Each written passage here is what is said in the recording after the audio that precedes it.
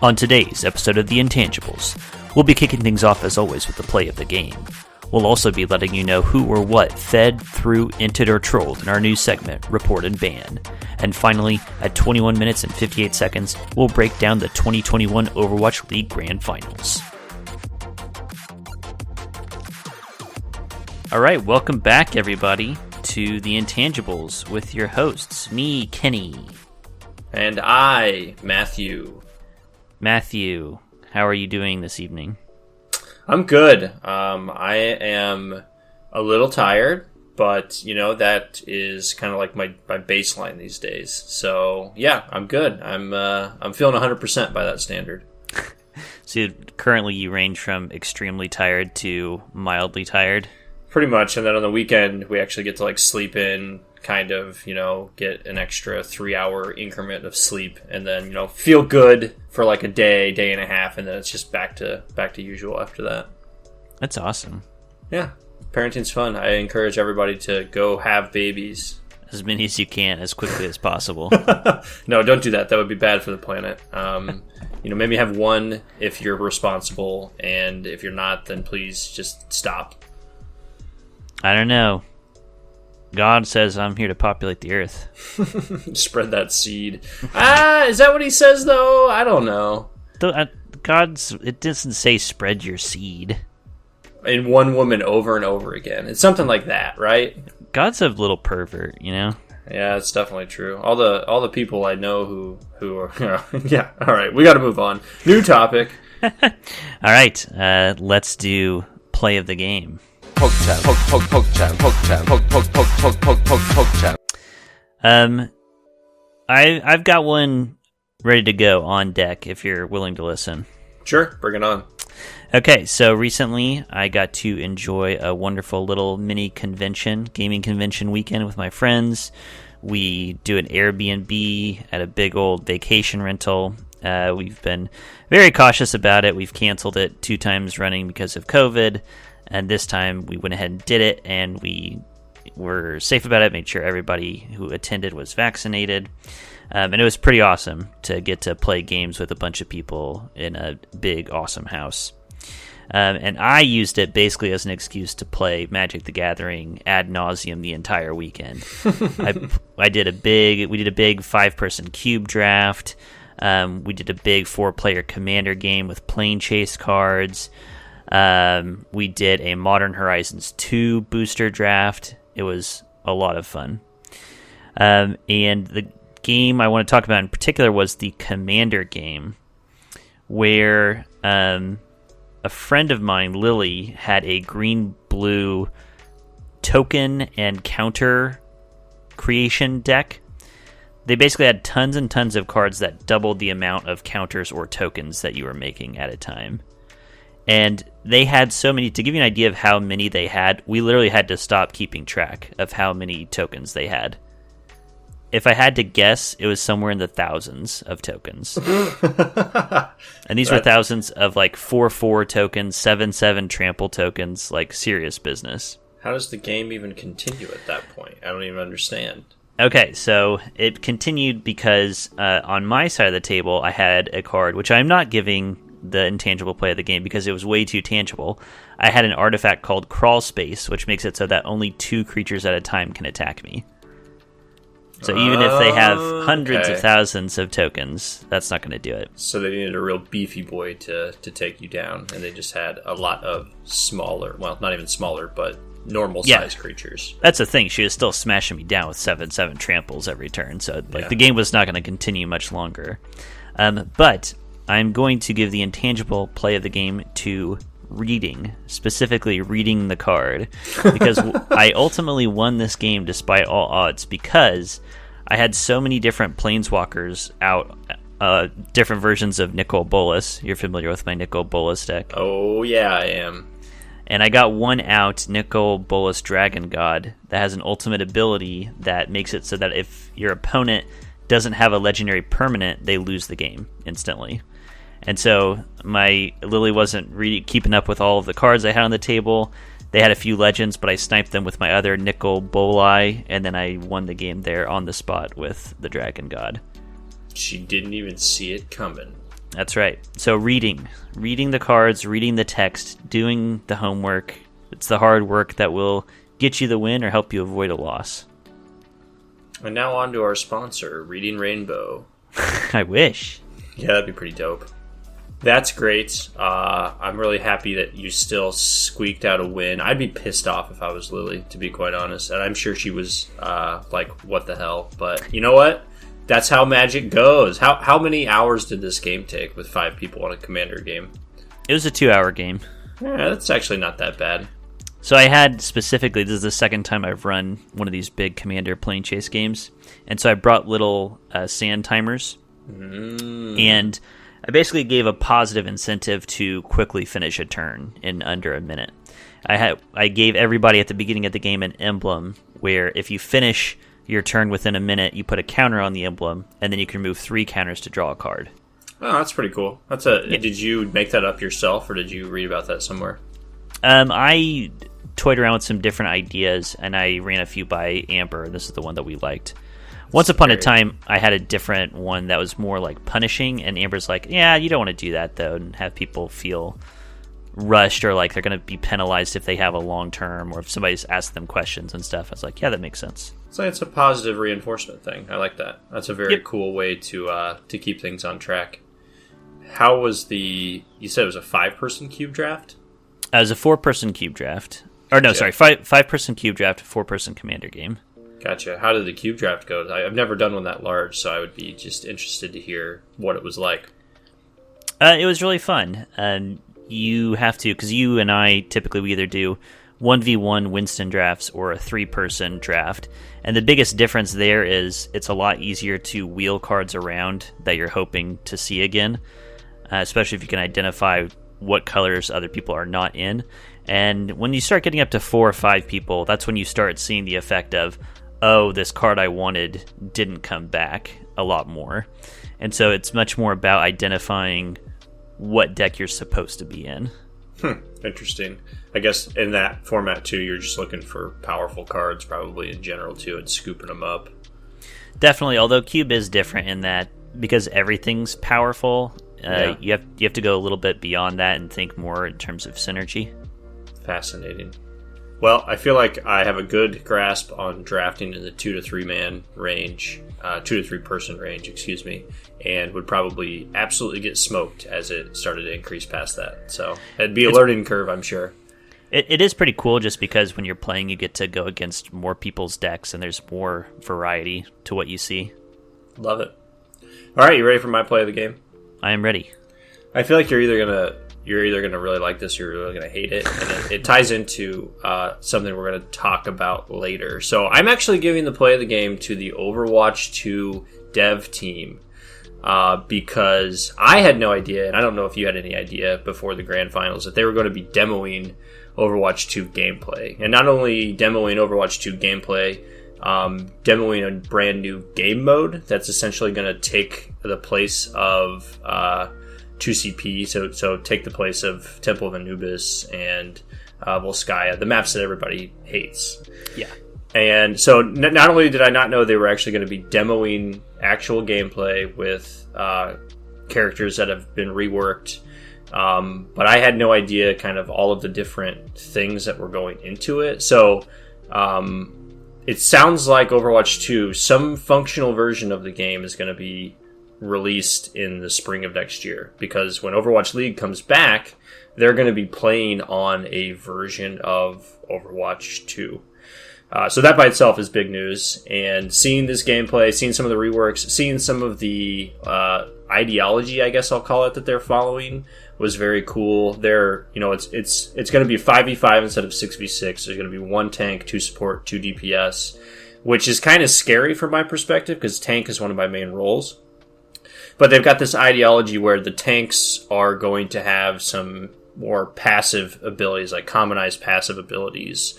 They're making the playstyle a little bit more, and I don't know if this will be good or bad, and this will be interesting for us to talk about later, but the playstyle for the whole match seemed a little bit more individual play versus team. Like, there's still some of both of those things, but I think you can have a greater impact as an individual in the game more skirmishy, more Yeah, duely. definitely. It felt like a team deathmatch watching it. And I don't know if that's a product of a new game mode that people just don't really know how to play yet, or that's how the new style plays, or a combination of those things. Or it could also be it was a bunch of pros just fucking around. That too, yeah. There's a lot of factors here, a lot of unknowns. Once they have time to really crank down, I bet it's gonna be a little more organized than the fucking free for all that we saw on stage. I think so. I think it'll be really cool though to see Overwatch League in like a brand new format where they are figuring these big things out. It'll be a little more exciting in that sense, and a little less defined. Who knows? We'll see. But I'm giving it to the dev team because I think that they have gone, I don't want to say above and beyond because this has taken a little while, but they've gotten this to a point where they're releasing stuff. We're seeing some tangible bits of the gameplay, and I've found it interesting. Like, it excited me. I definitely would be interested to play Overwatch 2 after watching what we saw. So Certainly. And like you said, we'll talk more about that later on. Okay. I think you kind of tipped your hand there at the end when you said these tangible results we've seen from the dev team. But it's tangible results. But you know what? We watched the pro players play. We didn't get to see the dev team do anything personally. So I just want to appreciate them. I can get behind that. All right. We'll leave it to the listeners to decide. Now, this is going to transition us into a new style of segment, and I don't know if this is going to stick around, so I haven't even given this an official name yet. I don't even know if I'm going to have a jingle when this comes out, so take it away, Future Kenny. Jingle me. Effort to create jingle not found. All right, I don't have a name. Right now, I'm calling this the anti-play of the game. Maybe Future Kenny will come up with something more clever. If so, say it right here, Future Kenny. Report and ban. Okay, and it is exactly what it sounds like. We are nominating someone or something, but this is someone or something who has fed, trolled, or thrown the game, literally or figuratively, this week that we would like to nominate. And being that I came up with this, do you want me to throw mine out there first? Or Sure, do you want yeah. to jump in? Bring it on. I'd like to hear. I think what I say is going to be very different than what you say. Probably. I specifically thought of this this segment because of something someone did that pissed me off. Okay, so Overwatch Grand Finals. You and I, we catch up on it on YouTube slowly after the fact. And I was getting ready. I was working my way up to the Grand Finals. Hadn't quite got there yet. I was one day behind, basically. And so I was like, okay, I'm going to watch it tomorrow while I'm on the treadmill. I'm going to take my notes. It's going to be awesome. Very excited about it. But I went to bed, and normally I put on like Overwatch League whenever I'm going to bed. But of course, don't want to do that now because don't want to spoil myself. So I put on League of Legends matches. They're called the Proving Grounds. It's kind of like Contenders, but for League of Legends. Okay.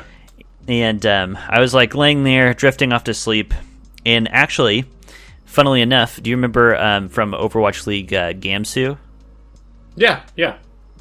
So he retired from the Overwatch League, and he is now actually trying to make it as a pro in League of Legends. How's he doing? And good. He's on one of these rise up and coming teams, and he is a top laner. And the casters were talking about him, and they're saying, yeah, he's done so well. He's really taken it to these guys. This former Overwatch pro, and who's now in his first season. It's great. And this caster, a guy named Cubby at CubbyXX on Twitter, casually mentioned that Gamsu's former team, the Shanghai Dragons, just won the 2021 Grand Finals. So I'm laying in bed, and out of nowhere in my League of Legends game, this jackass spoils the Grand Finals for a totally different esport. So I am nominating Cubby. You got I can't imagine that League wants you talking about other esports during a broadcast. And B, no spoilers. That's turd. pretty amazing. I wonder how long between the broadcasts that was. How much time did he allow for that spoiler? It was one day. Yeah, it's not enough. Which, I get it. Like, when it comes to, like, major sporting events, I don't really believe in holding back for spoilers, but like I'm like, come on. Yeah, I feel like major sporting events are so different. And you know what? This would be an interesting topic to talk with fans of sports in other countries where that would be a problem, right? Like say the championship is at 1 a.m. or something where you live and you're going to watch it the next day. So you have to actively avoid that info before you watch it, since you can't really watch it live easily. Right. Like that's why I don't really experience that if it's a sport I care about here, is I'm going to watch it live, and that's that. For Overwatch League, I don't know what time of day it was aired, but I definitely just catch up when they're done. I also like to fast forward through the bullshit. Yes, that's the big part for me. Although the past several years, I have, no matter where it's happening in the world, I've woken up and watched the League of Legends Worlds Finals live when it's happening, because that is just very exciting. I thought to myself when I was watching, and I don't think this would actually work very well because it would take too long probably, but live watching one of these matches and commenting on it together for a show could be an interesting idea. I think it definitely could be too. We might have to limit ourselves like a trial run of like a map. Yeah, definitely. Well, that's frustrating, I'm sure. That's hilarious that it was like you nodding off to bed too. I'm just laying there and I could not believe what I was hearing. You might as well just put the grand finals on and you wouldn't have known who won because you would have missed it. You would have fallen asleep, you know? Yeah, exactly. That would have been so much better. All right, so I took this in an entirely different direction, and I'm actually I'm excited and I like the thing that I'm talking about here. So I took troll out of your anti-play of the game thing, and I thought to myself, what is some trolling that's really been notable to me? And I've been re-listening to and then kind of moving forward in a podcast called Spout Lore, which is a group of people playing a game of Dungeon World. It's a fantastic role-playing game podcast. Yeah, it's wonderful. If you're into role-playing games, listen to it. It's hilarious and wholesome at times, and just it's wonderful. But I love that, in general, the players, Jessica, Abdul, Paul, they are essentially they're trolling Sean in a lot of kind of the game master. Yeah, and a lot of the input that they're giving as far as the story and things like that. And one thing in particular that just cracked me up so hard both times I've listened to it is they go to eventually this place called the High Spears Mall, and it's basically like an in-game version of a big Canadian mall that's essential to the story. And within that mall, there's this caste system that deals with the food court. So you've got the food court is like the royal court kind of. You've got food kingpins basically, and they proceed to talk about these rival gangs. I guess I'll call them the Hot Meat Boys and the Cool Treat Kids, and just that whole thing together cracked me up so hard. To take all of that kind of everyday life baloney and stuff it into this fantasy role-playing game. And when you actually listen to it and go through the story, it's amazing. It fits well, and the story plays well. It's really entertaining. It's really fun.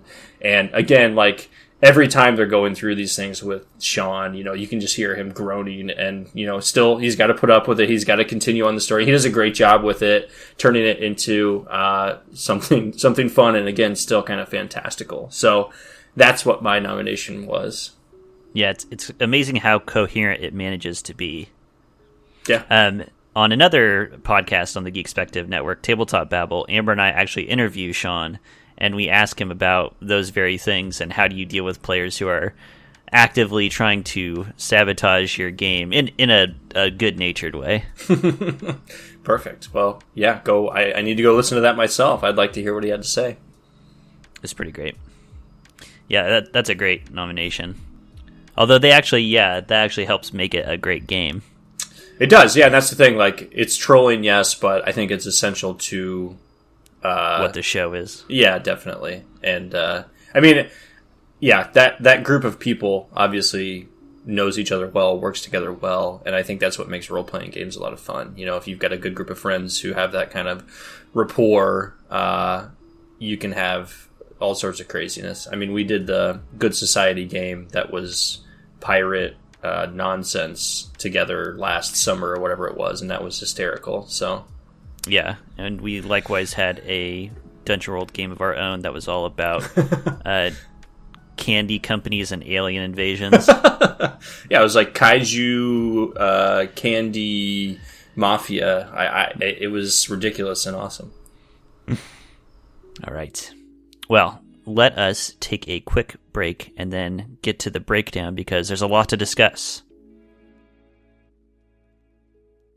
Welcome back to Beholder to One Shot, where I'm joined by guests in the TTRPG community, and we play usually non-D&D one-shots. Is a conglomeration of many Furbies.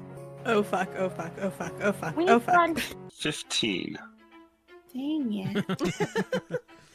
We're two baby adventurers. We're level 4. Is that the right direction? Shh. Oh wait, we're speaking telepathically. Yeah. Search your feelings. You know it to be true that one of you has a really annoying voice.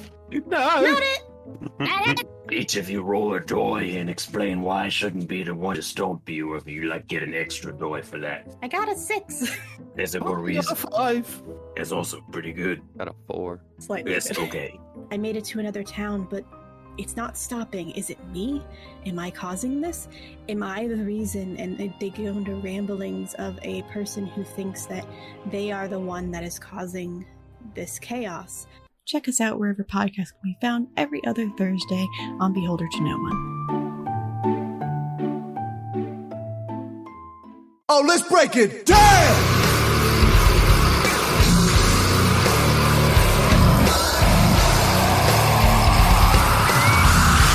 Why are you so angry?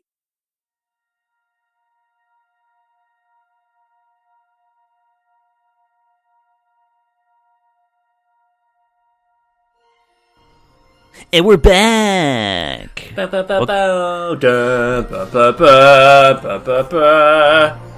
Hopefully I can time that just right so that the music swells as you sing there. I believe in your editing skills. Oh, thank you. Overwatch Playoffs Grand Finals, Atlanta Reign versus the Shanghai Dragons. Who would have thought it would be these two teams? Dragons for sure. Atlanta Reign, not at all. No, would not have expected this. Yeah, because I was trying to watch through all of the rest of the tournament matches, and I haven't actually made it through several of them at this point. I started from the very beginning, and I'm missing 2 or 3 towards the end. But yeah, I was expecting, Gladiators maybe to be up there. I was kind of hoping for Chengdu to maybe be up there because I've loved watching Chengdu. Sure. Dallas, obviously, that was the big rivalry, especially early on in the year. Dallas and Shanghai. But Atlanta was not on my mind at all. No. I think that's definitely a cool thing about the dual bracket, the winners side of the bracket and the losers side, is that you get that extra chance. So it definitely feels like, the teams that make it, you deserve to be there. Yeah. It's not just a fluke. You lost a match and now you're done. Yeah, definitely. I mean, that being said, watching this match felt like Shanghai was the superior team every step of the way, basically. Yeah, I was going to say, as much as I complained about Cubby spoiling this series, I feel like even if he hadn't, I would be like a map and a half in and be like, well, I think I see where this is going. Yeah, it was kind of incredible. Do you want to go through it map by map? How do you want to do this? I could be down for that, or I could be down for just, hitting the highlights of what we want to talk about. Sure, yeah. Okay. I think the very first thing that I noted, and I think was a big difference in every map, basically, was, from a comp standpoint, Shanghai was typically running that Tracer Sombra, Ball, Diva, kind of divey comp. Yes. And Rain, they're much more comfortable with the Reinhardt, Diva, tank combo. Their damage dealers kind of switched all over the place throughout. and they didn't really play the same support line either. I mean, Shanghai really likes that Zen Brig combo. They played that a lot. They switched, to different healers throughout. But again, it was kind of that throw a Discord on, have a Brig to protect Zen, dive on a target, take him out, and just continue that strategy, like continue that play over and over again. And it never really felt like Atlanta had. It felt like they were always on the back step and never really had their own plays, if that made sense. It does make sense. This is also one of my early notes. So the first map was Ilios, and they were talking about Atlanta going with an anti-dive comp, specifically against what the Dragons were bringing to the table. And this anti-dive comp consisted of Cowboy, Torb, and Lucio as like the main components. And I mean, it's easy to say in retrospect, but I never saw this coming together. And in general, I'm curious what you have to say about this. Atlanta pulled out Torb a lot during this series, and I am just not convinced Torb is good at the pro level at all. I've seen him work. He did not work for Atlanta at all, and I think that they probably had better... Like, the Cowboy works for that anti-dive because you've got the flashbang, right? So right. When Tracer comes in, when Sombra comes in, you have that chance to stun, take him out, kill. You make him use cooldowns. And the Torb, I mean, the turret is the whole idea there, but Shanghai was so good at getting rid of that turret every time it came out that it just wasn't a factor in the game. And then the Torbjorn by himself just isn't better than other damage. You might as well go Reaper at that point. Right. So I don't think that Torb worked for Atlanta at all. I have seen him work for other teams, and I think maybe Shanghai is just too good at prioritizing that turret kill and prioritizing taking that out before they really initiate their full attack on the team. That may be. And you may be right, too, in that really good teams are good at nullifying the Torb, and I haven't seen as much because I tend to watch the best teams towards the end of the tournament. So maybe I'm missing on the way up people pulling out the Torb and getting some free equity off of the turret. Yeah. But it just feels like every time I see it, the turret goes down, it's dead in like 2 seconds, and then you've just got Torb running around like a dingus. I think you have to have really good turret placement, and you have to get somewhere first, if that makes sense. Like you have to establish a presence and have a good crossfire with your turret that can be protected. Yeah. And Atlanta again was just always not the one who was there first. They were always behind. Never had priority. Yeah, I would say for my money right now, anyway, Symmetra is just a better version of Torb if that's what you're wanting to do. Like her damage output seems nuttier. She's much better into shields than Torbjorn is. Yeah, and I feel like we saw a lot of Symmetra. I saw a lot of Symmetra early on in the playoff tournament. Like there was a lot of people just playing her full maps. Whereas previously we would see her teleporter, people would go out, switch off to a different DPS and get out there. Yep. Yeah, a lot of fully charged up beams in this tournament. Yeah.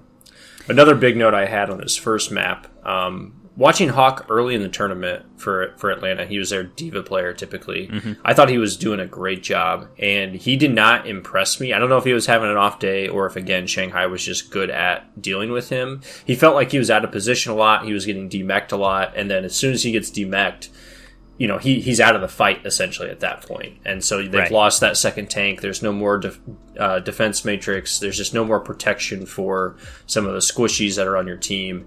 And I felt like that was a big part of why Shanghai kind of rolled over them on this first map. Yep, I would agree with that too. And I want to come back to Hawk on Diva as well as we press on a little bit because I have another note on that. Sure.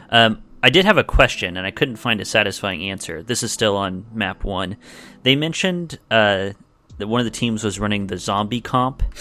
Yeah. And I've heard that used a few times, and I Googled it, and the only thing I could find was that people say zombie comp to mean like you're just like a meta zombie just doing what everybody else does. But I don't know if that... My best guess, here's my context clues. Mm-hmm. My guess is they were talking about champs that can give you a second chance at life.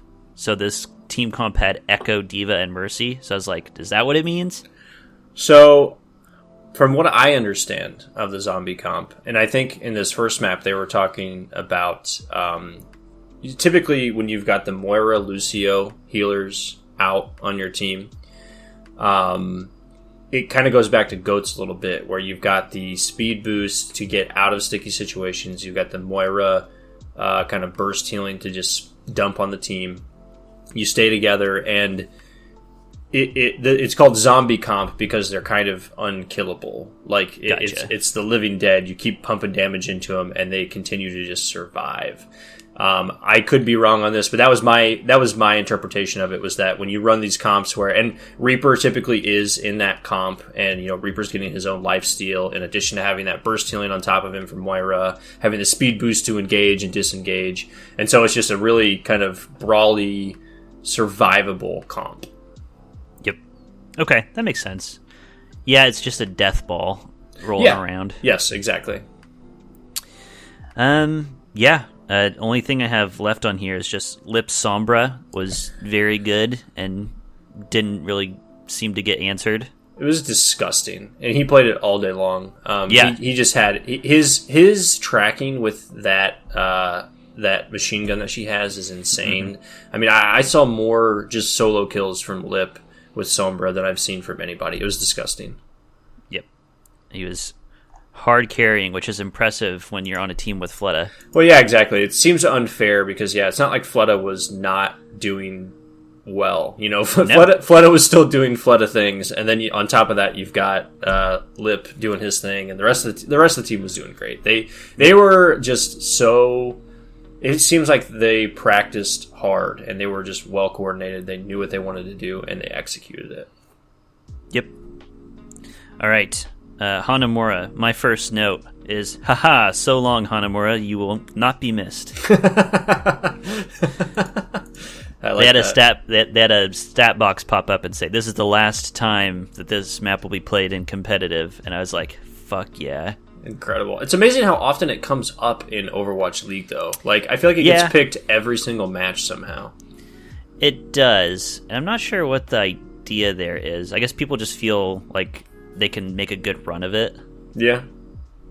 But it is obnoxious to watch. I don't know, it was still pretty fun. Okay, so let me just quickly get back to the note we were talking about with Hawk and D.Va. Mm-hmm. During this map, on defense, Fleta was running Pharah for a lot of it, and there was one stretch of time where he was just perched. He wasn't even flying. He was just perched, looking at the main gate from the side, just shooting rocket after rocket after rocket after rocket, not even moving, and just completely unharassed. And it was so strange because I'm so used to watching, like Jinmu and even Fleta himself, like moving around, flying up, real crazy stuff. And Fleta's just chilling. And it's just like, and the reason I bring Hawk up is there's nothing to push him off or pressure him away. Yeah, I don't even remember noticing that, but it seems like he was having an off day, like that is a prime time where D.Va should be defense matrixing for the team, should be charging at him to get him out of position, and none of that was happening. So very strange. I also thought so in addition to that, like weird, inattentive or kind of not your typical awareness for an Overwatch League player, the very opening of this when Pelican as Mei, I think Pelican was playing Mei, walks through the building out of spawn, and Anna and Ash, so Fleta and I forget who's playing Anna, I think, or just no, it was Izayaki and Lip. There you go, Izayaki and Lip are just sitting in there, just literally crouching in the stairs, and Pelican walks right past, doesn't notice, gets slapped, naded, killed instantly, and it was going to be a bad situation anyway. It was going to be a 2v1 no matter what, but literally walks past them on the stairs, doesn't notice them at all. So I don't know what happened there, like how the awareness wasn't there, but that was just so, my mind was boggled when I watched it. I had no idea how that could possibly happen in a professional match. Well, the thing is, it's funny, you say it's like, it probably wasn't going to go well. It was a 1v2 situation. As far as someone to actually stumble across some enemies, Mei is pretty perfect. You just icicle yourself, buy yourself time. They can't stay around that because the rest of your team's coming. Yeah. You might catch them out. Try to ice wall between them potentially. Maybe pick one of them off. Yeah, definitely. That was I was just like, what the fuck is happening here? It was very cheeky from Shanghai, but yes, also just like it just felt like Pelican was just kind of AFK, running around, not really paying attention. So weird. It was very strange. Very interesting play. Amazingly, Atlanta really struggles on the attack, but they narrowly get point A, and they somehow get point B as well. They finish the map after a really abysmal start. Yeah, their point B take was much better than point A. It took them a really long time on point A. They switched comps like 3 times during that, and it kind of took an Echo duplicate from Pelican. Pelican started playing Echo, duplicated Orisa, kind of got some distraction going with the other team. Kai got some good kills, got a Bob thrown out there, I think, and they eventually took that, and then it kind of snowballed from there, and they were able to take point B. I was, at that point, I thought that there was some life in Atlanta. I was like, okay, they competed here, they finished the map, they have time, this is looking okay, as long as they can hold Shanghai. And then the Dragons just totally clap them back. And then on the extra innings, they stuff Atlanta so hard on the second defense. Yeah, and Fleta absolutely just destroyed them on that second round when they were trying to take the point A again. I mean, there was a really cool move he had where Atlanta tries to go through the choke and go to the right in that little room, and Fleta is shooting them through the doorway kind of from the point side, and he does this little dip around up and over behind, and nobody pays attention to it, and he's just dumping rockets in on the support line back there. They'd already lost one at that point, so I think that, you know, they were weak already, and he just finishes the job. No problem at all. Yep. Absolutely absurd. Yeah, and so like that little heartbeat of life is just instantly squashed. And so now Shanghai's up 2-0 on them. And so it's once again Atlanta's turn to pick. The casters guessed correctly that they would want to go to King's Row. They did want to go to King's Row. What did you think of this map? It's kind of another similar situation where Atlanta looked like there were signs of life once again. It was weird. So Shanghai attacked first, right? Yeah. And they took the first point super easy. They kind of rolled through the first point. There wasn't a lot of resistance there. They had 5 minutes to take the third point.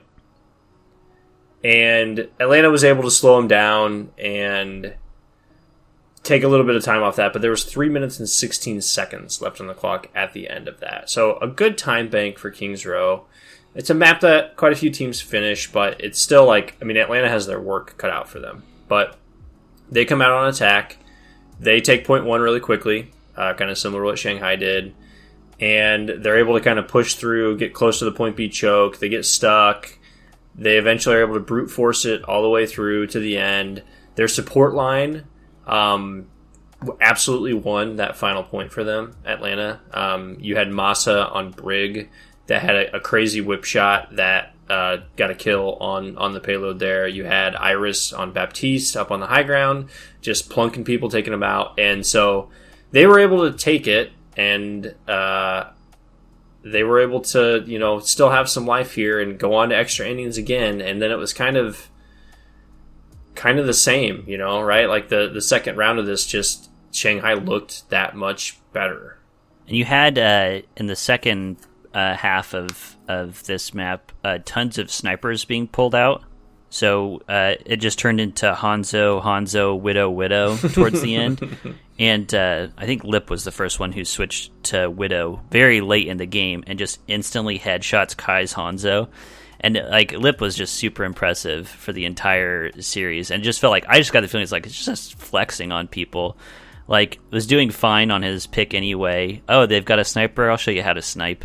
He does the same thing with Widow, and we'll talk about it when we get there, but on the final map, Havana, at the end there, he just busts Widow out and is literally just headshot after headshot. He takes out the Atlanta Reign on his own, basically, on Havana. Really incredible. We had, again, Torb getting pulled out again by Atlanta. Pelican was playing it this time. It was Kai previously, and looked okay on it. But then instantly switched to Mei after a quick stint with Torbjorn, which again to me is just saying like this is not what you're really looking for. Yeah, and it felt like in general they were switching. They were just trying new things a lot. They never found something that was working and felt comfortable. It seemed like.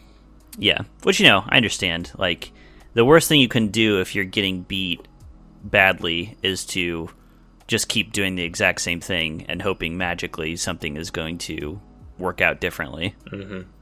Unless you're convinced that it's like just one small adjustment you need or something like that. Right. Okay, so from here, we went to the exhibition round, but do you want to save that for the end, maybe? Yeah, we can talk about it at the end. Let's plan on that. Okay, so we go into map 4, Havana, do or die for the Atlanta. Spoilers, they died. They looked okay again. Like, I thought they were doing a pretty good job. They got through point A. You know, they had some hiccups there, but they continued to push and continued to get through. They got through point B. Havana is a notoriously hard map to finish in general, and they made it, you know, let's call it halfway through between point B and point C, which is okay. Like right on the corner turn. Yeah, exactly. Which is okay. Like that is potentially a spot where you can win Havana. I've seen it done. Yep. But yeah, they looked okay doing it, and then Shanghai comes out and just does it better. Yep.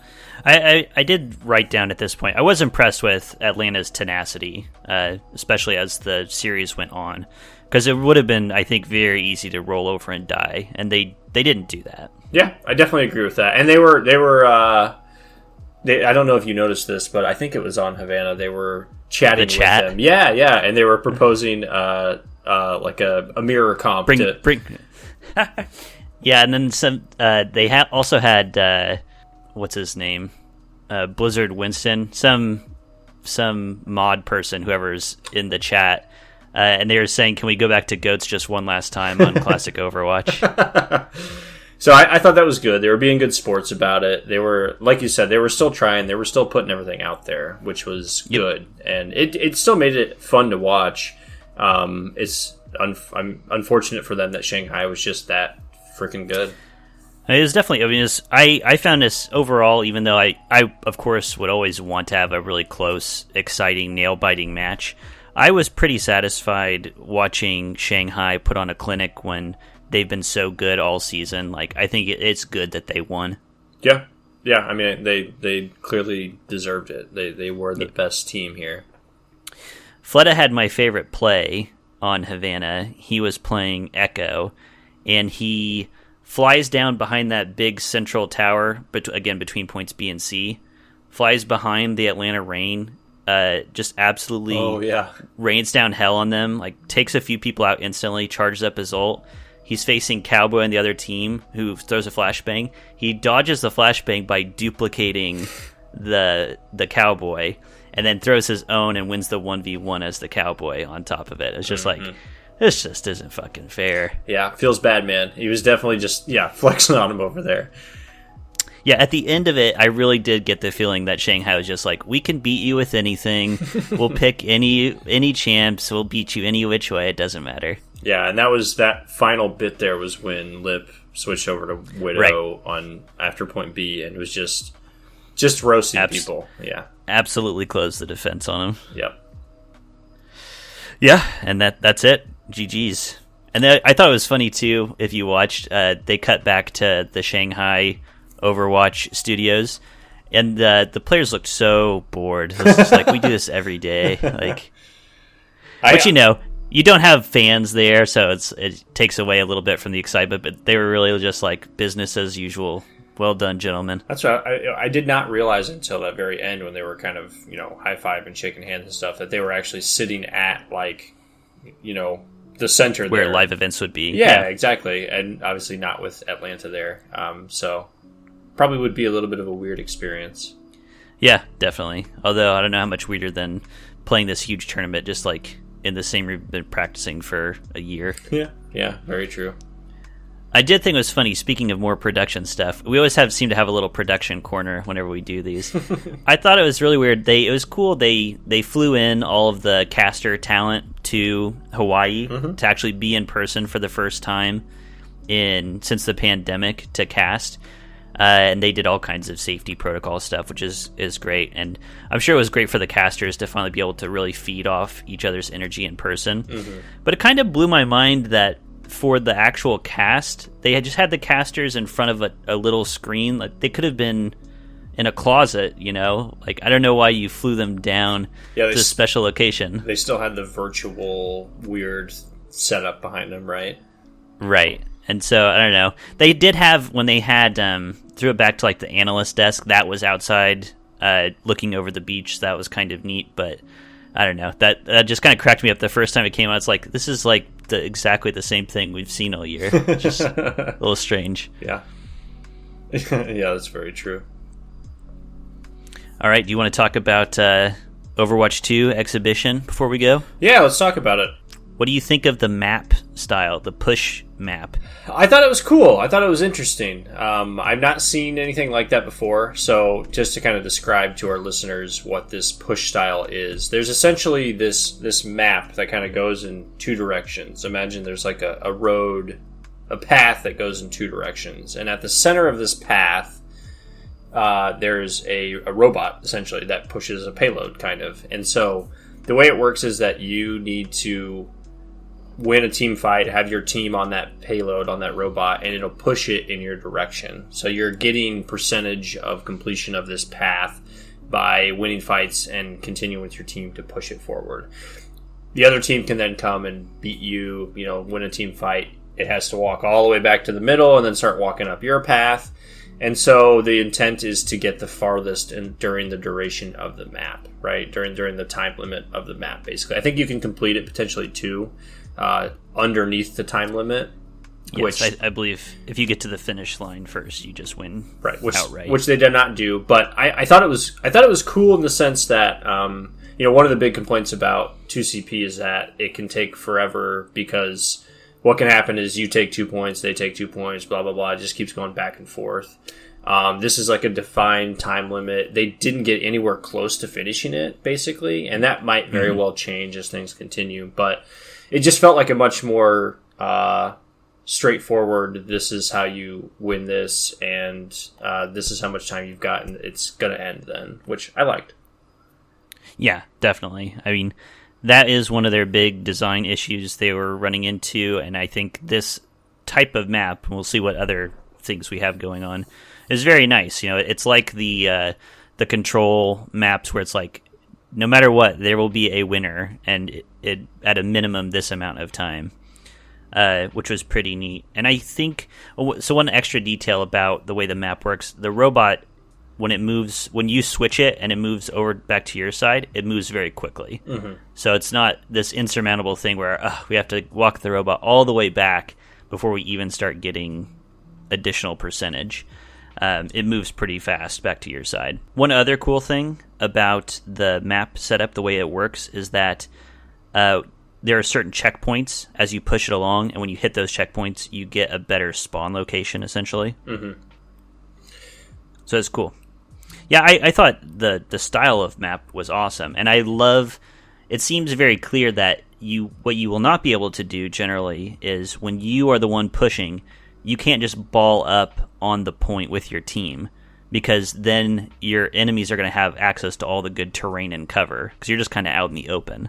So you're going to have to be fighting near it, finding your own terrain, and that creates a little bit more dynamic fighting than just we are pushing this thing. And I think that'll be one of the cool parts of the new setup there too, like the new maps in general, right? I'll be curious if there does become, and I'm sure there will become, more defined areas that are beneficial to be in, like ways and pathing to follow to try to make your team more likely to succeed.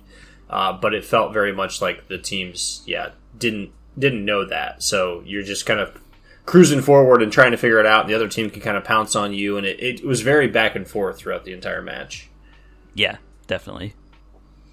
I think the biggest thing that stood out to me is the change to 5v5, as you alluded to at the beginning of this episode. Yeah, how did you feel about it? I have several thoughts. One is I feel bad for pro Overwatch players right now who are suddenly on teams that are going to be downsizing their main rosters by one. Yeah. Like that kind of sucks. Yeah, downsizing your main roster by one, and then additionally, like I wonder how the backfill of that'll be too, right? Like how far down will the full roster go because of that? Right. Half the tank players in theory will be gone because you only got one tank per team, right? Right. Although, there are lots of people who are great damage dealers, let's say, but kind of got sloughed off to tank because, we need another tank player. Yeah. And you're a good enough overall player that you can actually switch to tank. So you might see some people who were previously tanks finding their way back to damage or something like that. Yeah, that's very true. And I think, too, like, the nature of the game, at least in this one exhibition that we saw, everybody is kind of a damage dealer in a sense. So I do think that it'll play into that individual play style, the DPS play style, and there could be a lot of overlap of what people can play as far as positions go. League of Legends has a not a class, but a role that you can play that they call a bruiser, which is like you're a little bit healthier, you want to be up in people's faces, you've got some survivability because you're going to be more in melee, but you're not really a tank. And it feels like that's what they're pushing tanks to be in Overwatch 2, which I personally welcome because it's like they're just kind of embracing what they've been wanting to do all along.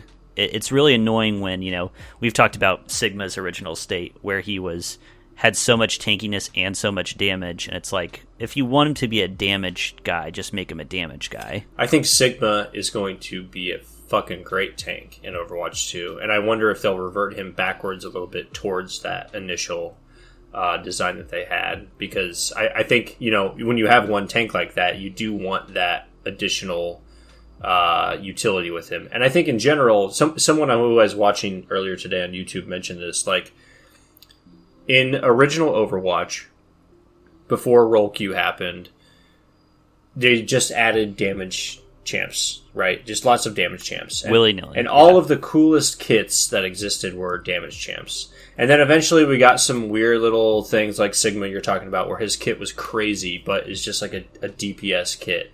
And they were basically saying that, like, Overwatch 2, the way they've kind of shown it so far, they're giving that ability for any of these characters to have a super interesting kit, and that will make it more fun to play any role, no matter what. They're not going to be as... Sure, you've got support and damage and tank still, but they're going to have unique kits that do unique things and will make all of those positions really fun to play and not as dependent on the rest of your team. Man, that sounds cool to me in theory, but then I watch this exhibition and Mercy's just running around being Mercy, and, I don't know. And I don't mind this. I'd say one thing I was very happy watching Overwatch 2 is that it still looks and feels like Overwatch. Mm-hmm. Like, I would not be very excited if I went and watched it as like, wow, I guess I have to learn a brand new game. Yeah. Yeah, and I think that was a big fear with people, is like, is Overwatch just going to become Valorant or CSGO with like a little bit of Overwatch flavoring on it? And if you want to keep your player base, that's not a good way to go about it, I don't think. Like, they still have to find that balance between mechanical skill and team coordination and, like, like the League of Legends style stuff. So it feels like they're shifting a little bit more towards the individual skill and mechanical skill. But I'll be very curious to see how it balances out at the end of everything. They've got a lot more characters that they have to still rework and figure out how they're going to function in the game. For sure. And I guess, go ahead. Speaking of rework characters, did you want to touch on some of the new kits that we saw? Yeah, I think that the most interesting ones to me would have been Sombra. Sombra's rework is kind of wild. I don't know. Do you know all the details of Sombra's rework? No, I couldn't really tell just by watching what was different. It seemed like her hack was maybe harder to pull off and shorter in duration. So the hack is shorter in duration for sure, but I would say potentially easier because she can hack while in stealth, essentially, in Overwatch 2. Here, let me pull up really quick so I can give you the actual complete rework. Alright, so it's a shorter cooldown for her hack ability.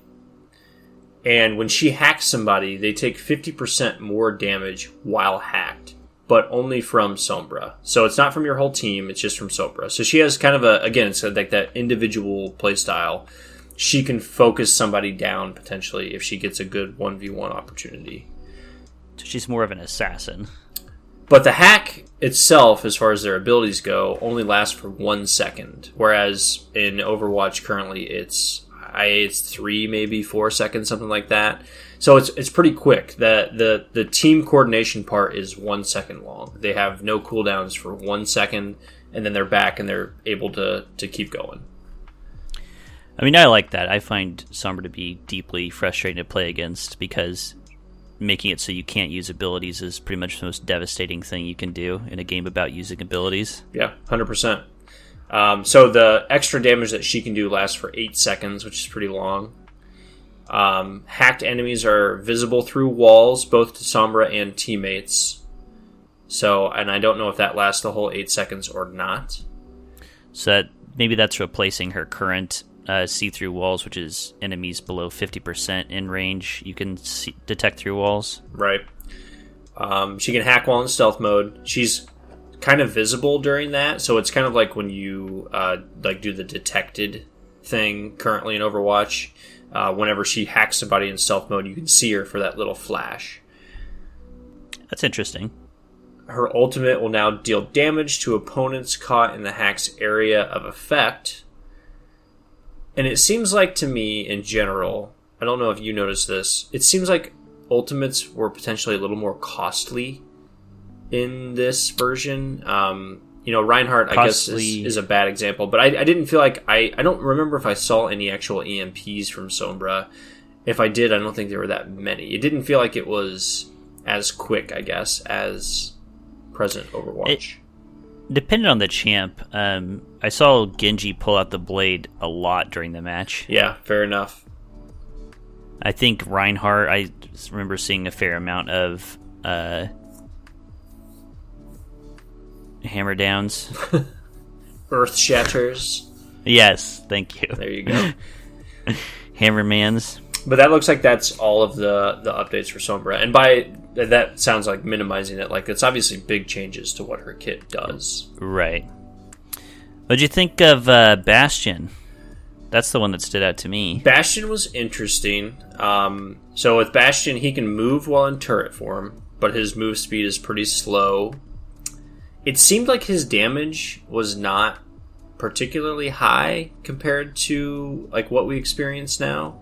And I don't know if that's accurate or not. Maybe that's a function of pro players and their movement and positioning and stuff. I don't know. But it didn't feel like he was just smoking people, taking people down when he was in turret form.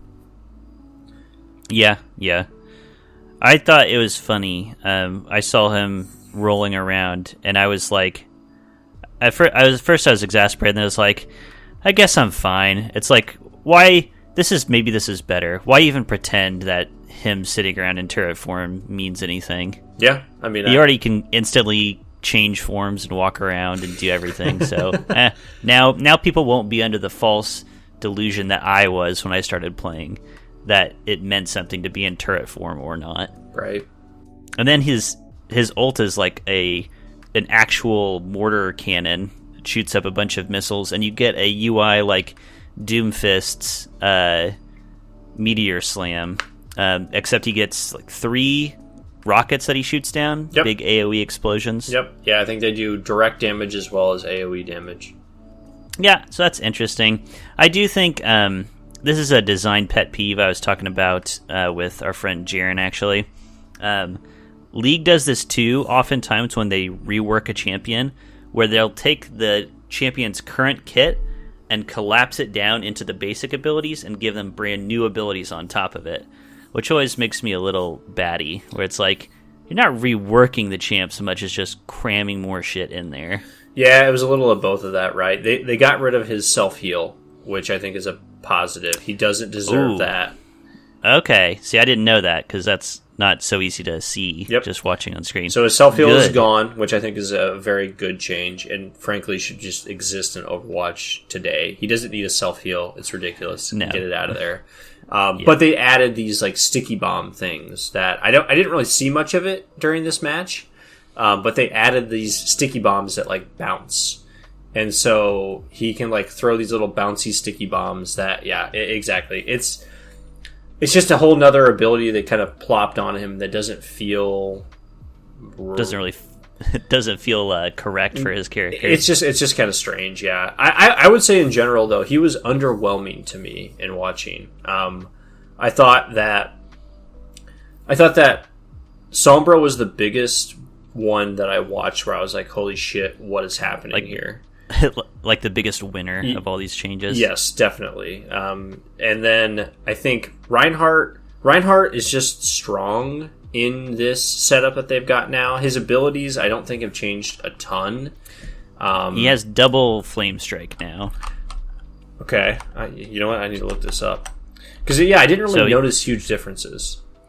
He plays mostly the same, but his two big things, his flame strike, he has 2 charges that he can shoot. And his charge forward, it has much finer control, much sharper control.